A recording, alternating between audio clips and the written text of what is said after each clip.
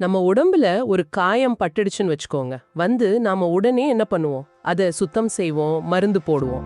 ஆமா, இல்லனா உடனே ஒரு டாக்டர் கிட்ட போவோம். கரெக்ட். அந்த காயம் கொஞ்சம் கொஞ்சமா ஆறுறது நம்ம கண்களாலேயே பார்க்க முடியும். காயம், அதுக்கான ஒரு சிகிச்சை, அப்புறம் குணம். இது ரொம்ப சுலபமான ஒரு விஷயம். ஆனா இதுவே நம்ம மனசுக்கு வரும்போது இந்த எளிமை எங்க போகுதுன்னு நீங்க என்னைக்காவது யோசிச்சிருக்கீங்களா? இது ரொம்ப முக்கியமான ஒரு கேள்வி. அதாவது நீங்க உங்க வீட்ல ரொம்ப வசதியான ஒரு சோஃபாவுல எந்த ஒரு பிரச்சனையும் இல்லாம நிம்மதியா உட்கார்ந்திருப்பீங்க. திடீர்னு 5 வருஷத்துக்கு முன்னாடி நடந்த ஒரு சின்ன அவமானமோ இல்ல யாரோ சொன்ன ஒரு வார்த்தையோ ஞாபகத்துக்கு வரும். அவ்வளவுதான், உங்களோட அந்த நிம்மதியான நாள் அப்படியே ஸ்பாயில் ஆயிடும். ஆமா, இதயம் வேகமா துடிக்கும், மனசுக்குள்ள ஒரு பாரம் வந்துடும். இத நாம எல்லாருமே அனுபவிச்சிருக்கோம். எக்ஸாக்ட்லி. எந்த ஒரு வெளிப்புற காரணமும் இல்லாம நம்ம மூளை எப்படி நமக்கான ஒரு வழியை தானே உருவாக்குது, இத பத்தி தான் இன்னைக்கு நாம இந்த ஆழமான அலசல்ல பார்க்க போறோம். நம்ம கிட்ட the hidden cause of suffering, அதாவது துன்பத்தின் மறைக்கப்பட்ட காரணம் அப்படிங்கிற ஒரு சுவாரஸ்யமான கட்டுரை இருக்கு. இத வச்சு நாம நிறைய விஷயங்களை இன்னைக்கு உடைச்சு பேச போறோம். நீங்க சொன்ன அந்த ஆரம்பமே ரொம்ப ஆழமான ஒண்ணுங்க. உடம்போட காயங்கள் வெளியே தெரியுது, சரி பண்ணிடுறோம். ஆனா மனசுக்குள்ள நடக்கிற அந்த தொடர் போராட்டங்கள் யாருக்கும் தெரியறதில்ல.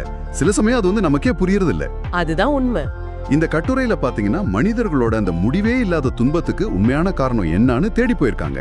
இதுல புத்தரோட ஒரு முக்கியமான கூற்றை மேற்கோள் காட்டிருக்காங்க. அதாவது அறியாமை தான் துன்பத்தின் ஆணிவேர் அப்படின்னு அவர் சொல்றாரு. ஒரு நிமிஷம், அறியாமையா? இந்த இடத்துல எனக்கு ஒரு பெரிய முரண்பாடு தோணுது. அறியாமைன்னு நீங்க எதை சொல்றீங்க? அது ஏன்னா நம்ம ஊர்ல எவ்வளவு பெரிய படிப்பு படிச்சவங்க இருக்காங்க, பல டிகிரிகள் வாங்கியிருக்காங்க, மிகப்பெரிய ஐடி கம்பெனில வேலை பார்க்கறவங்க, கோடிக்கணக்குல சம்பாதிக்கிறவங்க இருக்காங்கல்ல. ஆமா ஆமா, நிச்சயமா இருக்காங்க. இவங்களும் தானே நிம்மதி இல்லாம தவிக்கிறாங்க. ரிலேஷன்ஷிப்ல பிரச்சனை, ஸ்ட்ரெஸ், டிப்ரெஷன், இப்படி எல்லாமே அவங்களுக்கும் இருக்கே. அப்ப புத்தர் சொல்ற அந்த அறியாமை நமக்கு உலக அறிவு பத்தல, இல்ல நாம சரியா படிக்கல அப்படிங்கறது குறிக்குதா? இல்லவே இல்ல, கண்டிப்பா கிடையாது. புத்தர் சொல்ற அந்த அறியாமை நம்ம ஸ்கூல்லயோ காலேஜ்லயோ கத்துக்கிற கல்வி கிடையாது. ஒருத்தருக்கு எவ்வளவுதான் உலக அறிவு இருந்தாலும் சரி, எவ்வளவு பணம் இருந்தாலும் சரி, அது அவங்களோட அந்த அறியாமைய போக்காது. ஓ, அப்ப வேற எதை பத்தி அவர் பேசுறார்? இங்க அறியாமைன்னு சொல்லப்படுறது தம்மா, அதாவது இயற்கையோட விதிகள் பத்தின புரிதல் இல்லாம இருக்கிறது. இன்னும் குறிப்பா சொல்லணும்னா ஒரு செயலுக்கும் அதோட விளைவுக்கும், அதாவது காஸ் அண்ட் எஃபெக்ட்க்கும் நடுவில் இருக்கிற அந்த ஆழமான தொடர்பை புரிஞ்சுக்க முடியாத ஒரு குருட்டுத்தனத்தை தான் அவர் அறியாமைன்னு சொல்றாரு. ஒரு செயலுக்கும் விளைவுக்கும் உள்ள தொடர்புங்களா? எனக்கு இன்னும் சரியா புரியல. இப்போ ஒருத்தருக்கு வேலை போயிடுச்சு, இல்ல ஒரு பெரிய பண கஷ்டம் வந்திருக்குன்னு வச்சுப்போம். ஓகே, அவங்க கஷ்டப்படுறதுக்கு காரணம் அவங்க வேலை போனது தானே. இதுல அறியாமை எங்கிருந்து வருது? நிஜ உலக பிரச்சனைகளை விட்டுட்டு ஏதோ ஒரு தத்துவத்தை பேசுற மாதிரி இருக்கே. நீங்க கேக்குறது ரொம்ப நியாயமான ஒரு கேள்விதான். நாம என்ன பண்றோம்னா வெளியில நடக்கிற சம்பவங்களை மட்டும்தான் பாக்குறோம். வேலை போடுறது, பண கஷ்டம் வருது, இதெல்லாம் உண்மையான நடைமுறை பிரச்சனைகள் தான். ஆமா, அதுக்காக கஷ்டப்படாம இருக்க முடியுமா? அதுக்கான வலிகள் இருக்கத்தான் செய்யும். ஆனா அந்த பிரச்சனைய நம்ம மனம் எப்படி எதிர்கொள்ளுது அப்படிங்கறதுல தான் விஷயமே இருக்கு. ஒரு செயலோட விளைவு நம்ம நினைக்கிற மாதிரி வெளியிலிருந்து வர்றதில்ல. அந்த செயல்லையே அது ஆழமா புதைஞ்சிருக்கு அப்படிங்கறது அந்த இயற்கையின் விதி. செயல்லையே புதைஞ்சிருக்கா? ஆமா, இந்த ஒரு சின்ன மெக்கானிசத்தை நம்ம மூளை புரிஞ்சுக்க மறுக்கிறது தான் புத்தர் குறிப்பிடுற அந்த அறியாமை. விளைவு அந்த செயல்லையே புதைஞ்சிருக்குன்னு சொல்றீங்க. கேக்குறதுக்கு ரொம்ப நல்லா இருக்கு. ஆனா இது எப்படி நடைமுறை வாழ்க்கையில வேலை செய்யுது? இத ஒரு பிசிக்கல் லெவல்ல நாம எப்படி புரிஞ்சுக்கிறது? இத ஒரு நிஜ வாழ்க்கை உதாரணத்தோடவே பாப்போமே. கோபத்தை எடுத்துக்கலாம். நாம எப்பவாவது ஒருத்தர் மேல கோவப்படும் போது நாம என்ன நினைப்போம்? அவன் தப்பு பண்ணிட்டான், அவனுக்கு நல்லா உரைக்கிற மாதிரி 4 வார்த்தை கேட்கணும்னு நினைப்போம். கரெக்ட். அதாவது நம்ம கோபத்தால எதிர்த்தரப்புல இருக்கிறவங்கள நாம தண்டிப்பதான் நம்ம நம்புறோம். ஆனா கொஞ்சம் உளவியல் ரீதியா யோசிச்சு பாருங்க. நீங்க கோவப்படுற அந்த செகண்ட் உங்களை அறியாமலேயே உங்களுக்குள்ள என்ன நடக்குது? உடம்பு சூடாகும், டென்ஷன் ஆகும். எக்ஸாக்ட்லி. உங்க இதயம் வேகமா துடிக்க ஆரம்பிக்கும், ரத்த அழுத்தம் அதிகமாகும், உங்க உடம்புல கார்டிசோல் அப்படிங்கிற அந்த ஸ்ட்ரெஸ் ஹார்மோன் ரொம்ப அதிகமா சுரக்கும்.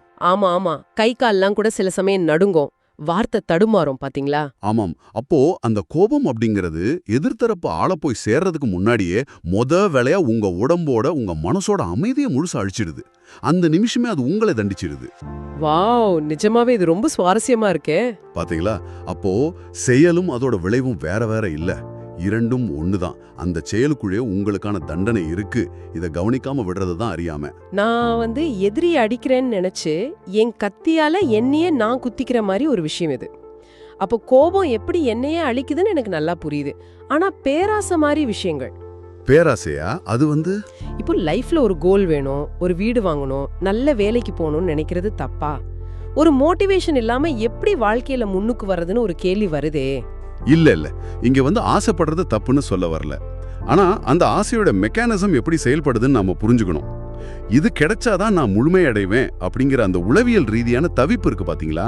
ஆமா, அந்த ஒரு ஏக்கம், அது உங்களை எப்போதுமே ஒரு விதமான பதற்றத்திலே வச்சிருக்கும். அது ஒரு டோபமைன் லூப் மாதிரி. ஒன்னு கிடைச்சதும் மூளை உடனே அடுத்ததை தேட ஆரம்பிக்கும். அந்த தவிப்பே உங்களுக்கு ஒரு பெரிய மன உளைச்சல் தான். ஓஹோ. ஒரு பொருளை அடையணும்னு நீங்க பேராசைப்படும் போது அது கிடைக்கிற வரைக்கும் உங்களோட தற்போதைய சந்தோஷத்தை நீங்களே அழிச்சுக்கிறீங்க. இப்ப புரியுது. இலக்குகள் கண்டிப்பா இருக்கலாம், ஆனா அது நம்முடைய தற்போதைய நிம்மதியை அடகு வச்சு வரக்கூடாதுன்னு சொல்றீங்க. கரெக்ட். சரி, கோபம் பேராசை இரண்டும் ஒரு உணர்ச்சி. ஆனா பொய் சொல்றது, நம்ம ஒரு பொய் சொல்லும் போது நமக்குள்ள எந்த பிசிக்கல் ரியாக்ஷனும் வர்றது இல்லையே. பிசிக்கல் ரியாக்ஷன் இல்லைன்னு சொல்ல முடியாதுங்க. ஒரு பொய் சொல்லும் போது நம்ம மனசுக்குள்ள என்ன நடக்குதுன்னு நீங்க கவனிச்சிருக்கீங்களா? நம்ம ஒரு பொய்ய சொல்லி மத்தவங்களை ஏமாத்திட்டோம் நினைப்போம். ஆனா உண்மை என்னன்னா என்ன நடக்கும்? அந்த ஒரு பொய்ய காப்பாத்துறதுக்காக உங்க மூளை பின்னாடியே நிறைய வேலை செய்ய ஆரம்பிக்கும். இவங்கிட்ட என்ன சொன்னோம், அவங்கிட்ட என்ன சொன்னோன்னு ஒரு பயம் உங்களுக்குள்ள இருந்துகிட்டே இருக்கும். ஆமா, மாட்டிக்க கூடாதுன்னு ஒரு பதட்டம் இருக்கும். அதுதான், அதாவது உங்களை அறியாமலேயே ஒரு உளவியல் முரண்பாடு, ஒரு காக்னிட்டிவ் டிசோனன்ஸ் உங்களுக்குள்ள உருவாகிடும். உங்க மனசோட எனர்ஜி, அதாவது மனசோட ஃப்ரேம் மொத்தமும் அந்த பொய்யை காப்பாத்துறதுக்கே செலவாகும். இது உங்களை உள்ளுக்குள்ள ரொம்ப பலவீனமாக்கிடும். ஓகே, இது ரொம்ப பிராக்டிக்கலான ஒரு விஷயம் தான். பொய் சொல்ற அன்னைக்கு நைட்டு நமக்கு தூக்கம் வர்றதே ரொம்ப கஷ்டம்தான். சரி, இந்த இடத்துல நான் ஒன்னு கேட்க விரும்புறேன். சொல்லுங்க. நீங்க சொன்ன இந்த கோபம், பேராசை, பொய், இது மூணுமே நாமளா செய்யற ஒரு செயல். ஆனா நான் எந்த தப்புமே பண்ணல, ரொம்ப அமைதியா தான் இருக்கேன். ஆனாலும் எனக்குள்ள ஒரு பெரிய வலி வருது. நான் எதையும் செய்யாமலே ஒரு விஷயத்த பார்க்கும்போது வலி வருது. குறிப்பா சொல்லணும்னா மத்தவங்களோட நம்மள நாம ஒப்பிட்டு பார்க்கிறது, அதாவது கம்பேரிசன். இன்றைய காலகட்டத்துல மிக முக்கியமான ஒரு விஷயம் இந்த ஒப்பீடு தான். ஆமா, உங்களையே ஒரு உதாரணமா வச்சுக்குவோம். நீங்க இப்போ இந்த கேட்டுட்டு இருக்கிற நபர்னு வச்சுப்போம். நீங்க ரொம்ப திருப்தியா உங்களுக்கு பிடிச்ச ஒரு நல்ல கார்ல சந்தோஷமா டிரைவ் பண்ணிட்டு போயிட்டு இருக்கீங்க. உங்களை பொறுத்த வரைக்கும் உங்க கார் சூப்பரா இருக்கு. திடீர்னு டிராஃபிக் சிக்னல்ல உங்களுக்கு பக்கத்துல ஒரு புத்தம் புதிய விலை உயர்ந்த சொகுசு கார் நிக்குது. அதை பார்த்த உடனே உங்க மனசுக்குள்ள ஒரு சின்ன சுருக்கம் விழும். நாம இன்னும் அந்த லெவலுக்கு போகலையே, நம்ம கார் இவ்ளோ சாதாரணமா இருக்கே அப்படிங்கிற எண்ணம் வரும். அப்படியே அந்த நொடியே நம்ம கார் மேல இருக்கிற சந்தோஷம் போயிடும். இங்க நான் எந்த தப்புமே பண்ணலையே. இது ரொம்ப ஆப்டான ஒரு உதாரணம். இப்போ நீங்களே யோசிச்சு பாருங்க. சிக்னல்ல அந்த சொகுசு காரை பார்த்த உடனே உங்க கார் ஏதாவது மாறிடுச்சா? அதோட இன்ஜின் பழுதாகிடுச்சா? இல்லையே, கார் அப்படியே தான் இருக்கு. அதுதான், எந்த ஒரு வெளிப்புற சம்பவமும் அங்க மோசமா நடக்கல. அந்த சொகுசு காரருக்கும் உங்களுக்கும் எந்த விரோதமும் இல்லை. ஆனா நீங்க உங்களை அவரோட ஒப்பிட்ட அந்த ஒரு செகண்ட் உங்களோட தற்போதைய திருப்தி, சந்தோஷம் எல்லாமே காணாம போயிடுச்சு. உங்க மூளை உடனே ஸ்ட்ரெஸ் ஆயிடுச்சு. அப்போ அந்த துன்பத்துக்கு காரணம் வெளியில இருக்கா இல்ல உங்களுக்குள்ள இருக்கா? இது அப்படியே என்ன உலுக்கிடுச்சுன்னு தான் சொல்லணும். கார் அதே தான், ஆனா அதை பாக்குற என் மூளை மாறிடுச்சு. இததான் கட்டுரையின் அந்த ரொம்ப ஆழமான ஒரு வரியில சொல்லியிருக்காங்கன்னு நினைக்கிறேன். உள்ளே காரணம், வெளியே சம்பவம் அப்படின்னு. மிகச்சரி. இதுதான் இந்த ஒட்டுமொத்த அலசலோட மைய கருத்தே. நம்ம வாழ்க்கையில நடக்கிற முக்காவாசி துன்பங்கள் வெளியில நடக்கிற சம்பவங்களால நேரடியா வர்றது கிடையாது. ஒருத்தர் உங்களை அவமானப்படுத்துறாருன்னா அது வெறும் ஒரு தூண்டுதல், அதாவது ஒரு ட்ரிகர் மட்டும்தான். ஓஹோ. ஆமா, அதற்கான எதிர்வினை, அதனால வர்ற வலி எல்லாமே உங்களுக்குள்ளே ஏற்கனவே ப்ரோக்ராம் பண்ணி வைக்கப்பட்டிருக்கு. அந்த சம்பவத்தை உங்க மனம் எப்படி மொழிபெயர்க்குது அப்படிங்கறதுல தான் உங்க துன்பமே உருவாகுது. ஒரு நிமிஷம், அப்போ வெளியே நடக்கிற எதுக்குமே அர்த்தம் இல்லையா?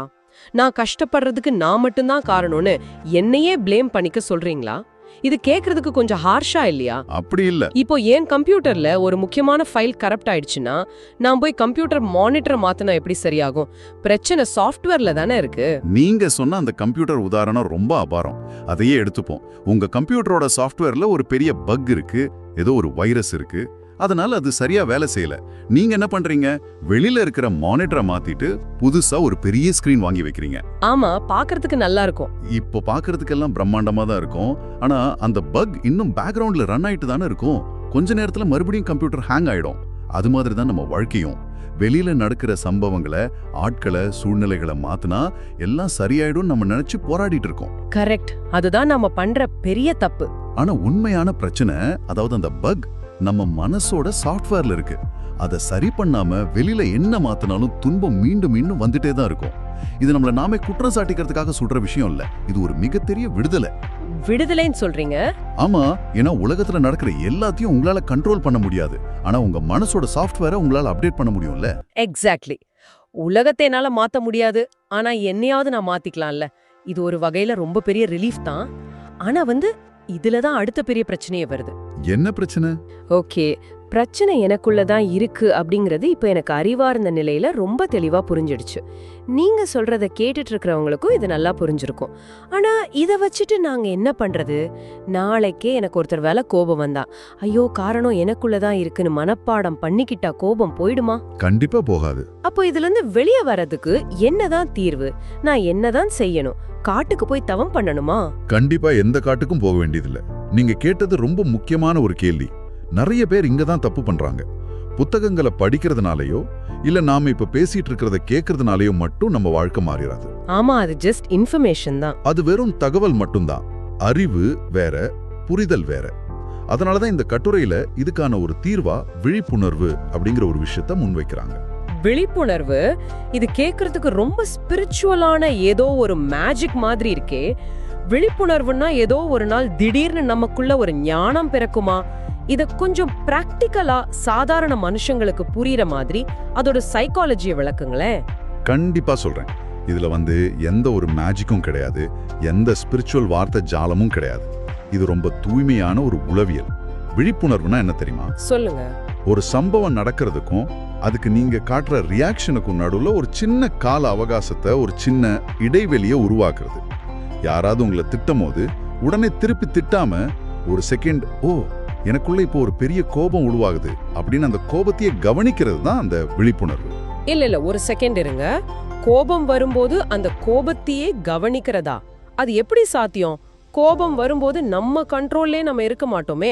அப்ப எப்படி கவனிக்கிறது? அது ஒரு சின்ன மனமாற்றம் தான். பொதுவா கோபம் வரும்போது நாம என்ன சொல்வோம்? நான் கோபமாக இருக்கிறேன் அப்படின்னு சொல்வோம். அதாவது அந்த கோபமே நாம மாறிடுறோம். ஆமா. ஆனா விழிப்புணர்வோடு இருக்கும்போது எனக்குள் கோபம் இருக்கிறது அப்படின்னு பாப்பீங்க. நீங்க வேற, அந்த உணர்ச்சி வேறன்னு பிரிச்சு பாக்குறீங்க. இது எப்படி வேலை செய்யுதுன்னு சொல்றேன் கேளுங்க. நெருப்பு எரியணும்னா அதுக்கு விறகு வேணும். நீங்க விறகு போட போட நெருப்பு எரிஞ்சுக்கிட்டே இருக்கும். கோபம், பேராசை, பயம், இது எல்லாமே நம்ம மனசுல எரியிற நெருப்பு மாதிரி. இந்த நெருப்புக்கு விறகு எது தெரியுமா? எது? நீங்க அதுக்கு காட்டுற ரியாக்ஷன் தான். அப்போ யாரோ திட்டுறாங்க, நான் உடனே திருப்பி திட்டுறேன். அதுதான் இந்த நெருப்புல நான் போடுற விறகு. எக்ஸாக்ட்லி. நீங்க ரியாக்ட் பண்ணும்போது அந்த உணர்ச்சிக்கு எனர்ஜி கொடுக்குறீங்க. ஆனா விழிப்புணர்வு அப்படிங்கிறது எனக்குள் கோபம் வருது அப்படின்னு எந்த ஒரு தீர்ப்பும் சொல்லாம உங்களை நீங்களே ஒரு சாட்சியா நின்னு கவனிக்கிறது. ஓ, ஜஸ்ட் ஒரு சாட்சியா பாக்குறது. ஆமா, அப்படி நீங்க கவனிக்கும் போது நீங்க அந்த உணர்ச்சிக்கு ரியாக்ட் பண்றது இல்ல. அதாவது நெருப்புக்கு விறகு போடுறத நீங்க நிறுத்திடுறீங்க. நீங்க எனர்ஜி கொடுக்கலனா அந்த தீய உணர்ச்சியோட வலிமை கொஞ்சம் கொஞ்சமா குறைஞ்சு உங்க மனசுக்குள்ள உருவாகிற அந்த நியூரோ சர்க்கியூட் கட் ஆயிடும். அதுவாவே அணைஞ்சு கொள்ளும். இந்த தன்னை கவனித்தல் தான் உங்களை உண்மையான அமைதிக்கு கொண்டு செல்லும். ரொம்ப அருமையா சொன்னீங்க. இந்த நெருப்பு விறகு உதாரணம் மனசுக்குள்ள அப்படியே பதிஞ்சிருச்சு. நம்ம விவாதத்தை அப்படியே கொஞ்சம் சுருக்கி பார்ப்போம். ஏன்னா இன்னைக்கு நாம பேசின விஷயங்கள் ரொம்ப ரொம்ப ஆழமானது. நிச்சயமா. நிறைய தகவல்களை மனசுக்குள்ள திணிக்கிறதால, அதாவது அறிவால மட்டுமே ஒருத்தரை மாத்திர முடியாது. அது வெறும் டவுன்லோட் பண்ணப்பட்ட ஒரு டேட்டா மாதிரி தான். ஆனா ஒவ்வொரு நிமிஷமும் நம்ம எண்ணங்களை, நம்ம உணர்ச்சிகளை எந்த ஒரு சார்பும் இல்லாம விழிப்புணர்வோட கவனிக்கிற அந்த சின்ன பயிற்சி தான் நம்மளோட மனசுல உள்ள சாஃப்ட்வேர் பக்கை சரி பண்ணும், இல்லையா? 100% உண்மைங்க. அறிவை நாம வெளியிலிருந்து கடன் வாங்கலாம். ஆனா விழிப்புணர்வு அப்படிங்கிறது நம்ம ஒவ்வொருத்தருக்குள்ளேயும் இயல்பா இருக்கிற ஒரு தன்மை. அதை நான் தான் தட்டி எழுப்பணும். கரெக்ட். துன்பம் அப்படிங்கிறது வெளியில இல்ல, நம்மளோட அறியாமையிலையும் ஒவ்வொரு செயலுக்கும் உள்ள விளைவை புரிஞ்சுக்காத தன்மையிலையும் தான் இருக்குன்னு நாம உணர்ந்தாலே வாழ்க்கைய பாக்குற நம்ம பார்வையை அது டோட்டலா மாத்திடும். எந்த பிரச்சனையிலிருந்தும் தப்பியோட வேண்டியதில்ல, அதை எதிர்த்து சண்டையிடவும் வேண்டியதில்ல. அதை விழிப்புணர்வோட கவனிச்சாலே போதும். நிஜமாவே உள்ளே காரணம் வெளியே சம்பவம் அப்படிங்கிற அந்த வரி இப்போ ரொம்ப தெளிவா ரொம்ப பிராக்டிக்கலா எனக்கு புரியுது. நம்ம வாழ்க்கையில நடக்கிற பல விஷயங்களுக்கு இது ஒரு பெரிய லென்ஸா இருக்கும்னு நான் நம்புறேன். ஆமா, எனக்கும் அந்த நம்பிக்கை இருக்கு. இந்த ஆழமான அலசல நாம முடிவுக்கு கொண்டு வர்றதுக்கு முன்னாடி இப்போ இதை கேட்டுட்டு இருக்கிற உங்களை ஒரு நிமிஷம் சிந்திக்க வைக்கிற மாதிரி ஒரு கேள்வியோட நான் இதை நிறைவு செய்ய விரும்புறேன். நாம இவ்ளோ நேரம் பேசணும், நம்ம மூளை எப்படி தொடர்ந்து ஏதோ ஒரு பிரச்சனையை தேடிக்கிட்டே இருக்கு, இல்லாத பிரச்சனைகளை எப்படி உருவாக்குது அப்படின்னு. ஒருவேளை இன்னைக்கு உங்களுக்கு எந்த ஒரு வேலையும் இல்லாம எந்த ஒரு பிரச்சனையும் இல்லாம ஒரு சில நிமிடங்கள் அமைதியா கிடைக்கலாம்.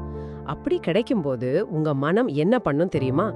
உடனே அந்த அமைதிய, அந்த சலிப்ப, போர் அடிக்குது அப்படின்னு சொல்லி அதை ஒரு பிரச்சனையா முத்திர குத்தும். உடனே மொபைலை தேடும். அதுதான் மனித இயல்பு. நான் என்ன கேக்குறேன்னா, அப்படி என்ன பிரச்சனையும் இல்லாத அந்த சில நிமிடங்களை, அந்த அமைதிய உங்களால எந்த ஒரு தீர்ப்பும் சொல்லாம அதோட முழுமையா உணர்ந்து ஒரு 5 நிமிஷம் உங்களால சும்மா இருக்க முடியுமா? இது ஒரு பிரச்சனைன்னு உங்க மூளை சொல்றத கேட்காம அந்த அமைதி அப்படியே உள்வாங்க முடியுமா? இத ஒரு சின்ன சேலஞ்சா எடுத்துக்கங்க. அந்த விழிப்புணர்வை சற்று முயன்று பாருங்கள்.